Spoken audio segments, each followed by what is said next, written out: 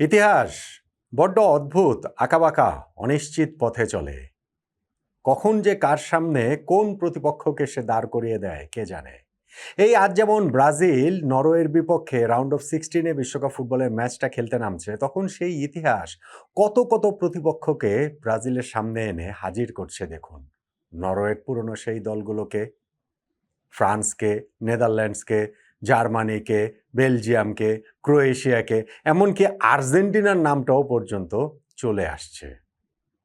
ব্রাজিলকে এই ম্যাচে শুধুমাত্র এখনকার নরওয়ের সঙ্গে লড়াইটা না, ব্রাজিলের লড়াইটা ইতিহাসের সঙ্গেও প্রবলভাবে।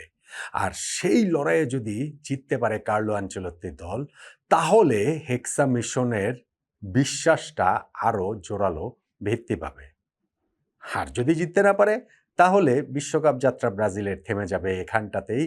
যেই দুঃস্বপ্নের মধ্যে ব্রাজিল পড়ে গিয়েছে, যে দুঃসময়ের চোরাবালিতে ব্রাজিলের ফুটবল পড়ে গিয়েছে, সেইখান থেকে কার্লো আনচেলত্তির হাত ধরে উত্তরণের স্বপ্নের ধূলিসাৎ ঘটে যাবে তাহলে আজই। সেটাই কি হবে? নাকি ব্রাজিল আজকে তাদের কোচ কার্লো আনচেলত্তির আরও একটা ম্যাজিক দেখাবেন, তার আরও একটা ট্রাম্প কার্ডকে আজকের এই দিনে নরওয়ের বিপক্ষে ব্যবহার করা শুরু করবেন, যেইটার জন্যই ইনফ্যাক্ট পুরো সময় ধরে পরিকল্পনাটা চলছে। দেখুন, ইতিহাসের কথা বলছিলাম, প্রথম প্রতিপক্ষ নরওয়ে এবং নরওয়ের ইতিহাস। ব্রাজিল কখনোই ইন্টারন্যাশনাল ফুটবলে নরওয়েকে হারাতে পারেনি। একটা বিস্ময়কর তথ্য, 4টা ম্যাচ খেলেছে, তার মধ্যে নরওয়ে 2টা জিতেছে, 2টা ম্যাচ ড্র হয়েছে। ওয়ার্ল্ড কাপেও একটা ম্যাচে 2 দল পরস্পরের মুখোমুখি হয়েছিল 1998 বিশ্বকাপের গ্রুপ পর্বের লাস্ট ম্যাচ। ঠিক আছে, ততক্ষণে ব্রাজিলের জয় মানে গ্রুপ পর্ব পেরিয়ে নকআউট পর্বে ওঠাটা নিশ্চিত, গ্রুপ চ্যাম্পিয়নশিপ নিশ্চিত। স্টিল তারপরেও তো ওই ম্যাচটা নরওয়ে জিতেছিল, এবং 97 সালের ম্যাচটাও, প্রীতি ম্যাচটা নরওয়ে জিতেছিল। বাকি যে 2টা ম্যাচ 1988 এবং 2006 সালে, সেই 2টা ম্যাচ ড্র হয়েছিল। ফলে ওয়ার্ল্ড ফুটবলের ইতিহাসের খুব বেশি দল নাই কিন্তু, কারণ ওয়ার্ল্ড কাপ যদি ধরেন তাহলে পর্তুগাল, হাঙ্গেরি এবং নরওয়ে, এই 3টা দেশকে ব্রাজিল হারাতে পারেনি বিশ্বকাপে মুখোমুখি হয়েছে এমন দেশগুলোর মধ্যে। আর ওভারঅল ব্রাজিল যাদের মুখোমুখি হয়েছে, আমি বেশ ঘাটাঘাটি করছিলাম যে ব্রাজিল কয়টা দলের মুখোমুখি হয়েছে, দেখলাম যে এটা বিভিন্ন জায়গায় বিভিন্ন রকম তথ্য। আগের রেকর্ড হয়তো ওরকমভাবে নেই, 83 দল, 85 দল, 91 দল, 93 দল, নানান তথ্য আছে। ধরেন অ্যারাউন্ড 90 দলের মুখোমুখি ব্রাজিল হয়েছে। তার মধ্যে অনেক দলের সঙ্গে ওই একটা ম্যাচে তো মুখোমুখি হয়েছে, সেটাকে বাদ দিলে একাধিক ম্যাচ খেলেছে এরকম দলগুলোর মধ্যে নরওয়ে একমাত্র দল যাদেরকে ব্রাজিল কখনো হারাতে পারেনি। এখন নরওয়ে কিন্তু এই এখন আর্লিং হাল্যান্ডের সূত্রে হয়তো নরওয়েকে লোকজন টেনে টেনে বা মনে হয় যে না ঠিক আছে নরওয়ে একটা শক্তি, কিন্তু নরওয়ে ইউরোপের ভীষণ রকম গড়পড়তা একটা দল। সেই দলের বিপক্ষে ব্রাজিল 4টা ম্যাচ খেলে জেতেনি। এইটা ব্রাজিলের জন্য আসলে একটা অবশ্যই ইতিহাসের পিছু টেনে ধরা, এবং এইটাকে আজকে ব্রাজিলের কারেক্ট করতে হবে। আমি বলছিলাম যে প্রতিপক্ষ হিসাবে ইউরোপের আরো অনেকগুলো দেশের কথা বলছিলাম, France, Netherlands, Germany, Belgium, Croatia. কিভাবে? কারণ এই 5টা দেশের সঙ্গে গত 5টা বিশ্বকাপের নকআউট পর্বের মুখোমুখি লড়াইতেই ব্রাজিল হেরে গিয়েছে। মানে নকআউট পর্বে প্রথম ইউরোপিয়ান দল হিসেবে এই দলগুলোর মুখোমুখি ব্রাজিল হয়েছে। প্রথম দেখাতেই ব্রাজিল আউট হয়ে গেছে প্রত্যেকটা বারে। 2006 সালের কোয়ার্টার ফাইনালে ফ্রান্সের কাছে, 2010-এর কোয়ার্টার ফাইনালে নেদারল্যান্ডসের কাছে, 2014-র সেমিফাইনালে জার্মানির কাছে, 2018 কোয়ার্টার ফাইনালে বেলজিয়াম, এবং 2022-এর কোয়ার্টার ফাইনালে ক্রোয়েশিয়ার কাছে। এখন তাও তো ধরেন কোয়ার্টার ফাইনাল, সেমিফাইনাল পর্যন্ত গিয়েছিল। আজকে যদি হেরে যায় নরওয়ের কাছে, তাহলে তো কোয়ার্টার ফাইনালের আগে রাউন্ড অফ 16-এই ব্রাজিলের বিদায় ঘণ্টা বেঁচে যাবে। হ্যাঁ, এইবার একটা নকআউট পর্বে ম্যাচ বেশি বটে, বাট স্টিল সেটা তো আর কোয়ার্টার ফাইনাল পর্যন্তও যাওয়া যাচ্ছে না। সো ব্রাজিলের জন্য সেটা একটা ভীষণ রকম বিপর্যয়ী হবে যে ইউরোপের দলের মুখোমুখি হলেই কি ব্রাজিল আসলে পারছে না। একটাই জায়গায় আশার আলো আছে, যে ইউরোপিয়ান কোচ কার্লো আনচেলত্তিকে তারা হায়ার করেছে।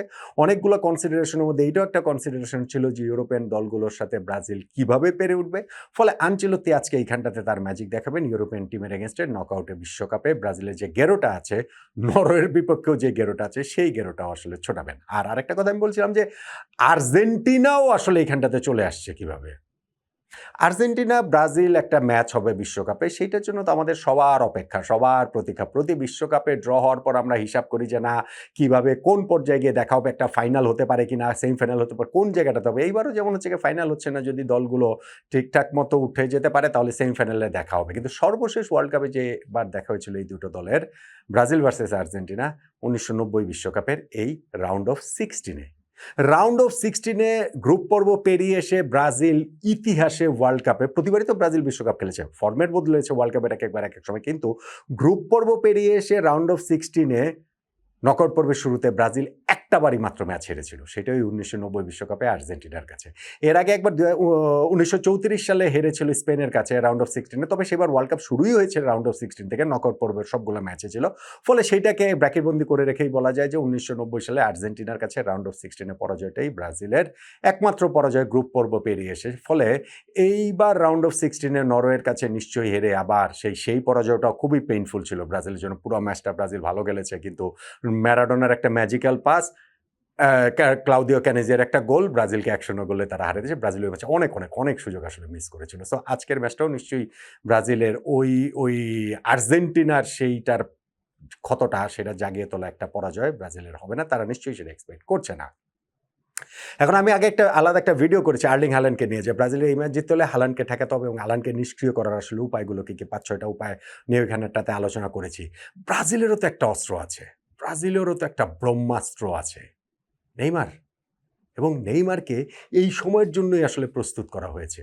এইটা ব্রাজিলের গণমাধ্যমটা ফলো করলেই আসলে এটা বুঝতে পারবেন। আমি অনেক এটা দেখে বা এটা শুরু থেকেই তারা আসলে বলছে যে কার্লো আনচেলত্তি গ্রুপ পর্বের ম্যাচগুলোতে যে খুব বেশি এমফেসাইজ করছেন তা না, বা নেইমারকে যে ওই সময় তার লাগবে বা ফার্স্ট 11-এ লাগবে বিষয়টা সেটা না, বরং নকআউট পর্বের জায়গাটাতে নেইমার ডিসাইসিভ রোল প্লে করতে পারেন last 30 minutes, last half an hour বা এক্সট্রা টাইমে খেলা করালে ওই মুহূর্তগুলোতে।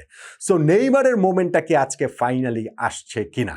নেইমার এই ওয়ার্ল্ড কাপেরও প্রথম 2টা ম্যাচ মরক্কো এবং হাইতির বিপক্ষে খেলেননি, স্কটল্যান্ডের বিপক্ষে শেষ 15 মিনিট খেলেছেন, জাপানের বিপক্ষে খেলার মতো ফিট তিনি ছিলেন বটে, তবে তাকে নামানোর সুযোগই কার্লো আনচেলত্তি পাননি।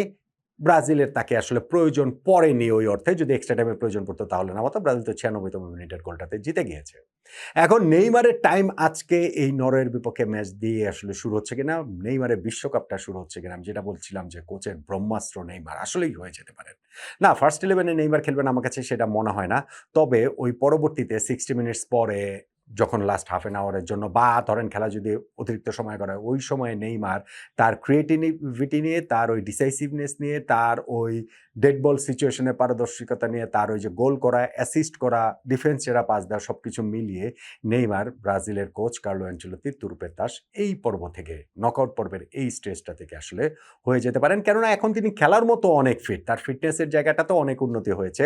কিন্তু আমার মনে হয় না যে 90 মিনিটস খেলানোর মতো ঝুঁকে কোচ তাকে নেবেন বা ফার্স্ট 11-এ তাকে রাখবেন, সেটা মনে হয় না। ব্রাজিলের জন্য একটা সুখবর রয়েছে, আর একটা যে রাফিনিয়া দলের সঙ্গে প্র্যাকটিস করা শুরু করেছেন, তিনিও নিশ্চিতভাবে ফার্স্ট 11-এ খেলবেন না, কিন্তু প্রয়োজন পড়লে পরে তাকে নামানো হবে। তবে আমার কাছে যেমন মনে হচ্ছে, একটা গাট ফিলিং হচ্ছে যে ব্রাজিল বা তাদের কোচ কার্লো আনচেলত্তি যেই পরিকল্পনায় নেইমারকে ওয়ার্ল্ড কাপ টিমটাতে নিয়েছেন, অবশ্যই ইনজুরির কারণে সেই পরিকল্পনা ব্যাহত হয়েছে, কিন্তু ফাইনালি গিয়ে এই নকআউট পর্বে ডিসাইসিভ ম্যাচগুলোতে হচ্ছে গিয়ে ওই ডিসাইসিভ রোল প্লে করা, ওইটার জন্যই আসলে নেইমারকে এই ওয়ার্ল্ড কাপ স্কোয়াডটাতে কার্লো আনচেলত্তি খুব করে তার দিকে তাকিয়ে থাকবেন। ফলে আজকে থেকেই নেইমারের বিশ্বকাপটা প্রবলভাবে শুরু হতে পারে। এই ম্যাচের বিল্ড আপে অনেক আলোচনা হচ্ছে আর্লিং হাল্যান্ডকে নিয়ে, কিন্তু এই সকল আলোচনা নেইমার নিজের দিকে কেড়ে নিতে পারেন। অবশ্যই ব্রাজিলের তো এখানে ভিনিসিয়াস জুনিয়র রয়েছে, দুর্দান্ত ফর্মে রয়েছেন। ব্রাজিলের এখানে ম্যাথিয়াস কুনা রয়েছেন, এনরিক রয়েছেন, ব্রুনো গিমেরেস রয়েছেন, 4টা অ্যাসিস্ট করে ফেলেছেন। সো তারা অনেকেই আরও অনেকে রয়েছেন, কিন্তু আমার কাছে মনে হচ্ছে যে নেইমার এইখানটাতে, এই মঞ্চটাতে আলো ছড়ানোর জন্য একেবারে প্রস্তুত, এবং সেই জায়গাটাতে আজকে নরওয়ের বিপক্ষে ব্রাজিলের যে ম্যাচটা, যেই ম্যাচটা আসলে ইতিহাসেরও বিপক্ষে ম্যাচ, নরওয়েকে কখনো হারাতে না পারার যন্ত্রণাটা কিছুটা লাঘব করার ম্যাচ, এবং ইউরোপিয়ান প্রতিপক্ষের বিপক্ষে গত 5টা ওয়ার্ল্ড কাপে প্রথম দেখায় নকআউটে বিদায় হয়ে যাওয়ার যে যন্ত্রণা, সেইটা কিছুটা কমানোর ম্যাচ, আর্জেন্টিনার কাছে হেরে যেভাবে 90 সালে বিদায় নিতে হয়েছিল 36 বছর আগে, সেইটার পুনরাবৃত্তি না যেন হয় সেটা নিশ্চিত করার যে ম্যাচ, সেইখানটাতে ব্রাজিলের মূল খেলোয়াড় হয়ে উঠতে পারেন নেইমার। তার ম্যাজিকেই ব্রাজিল এই বৈতরণী, নরওয়ের বৈতরণীটা পেরিয়ে যেতে পারে বলে আমার কাছে তো মনে হচ্ছে।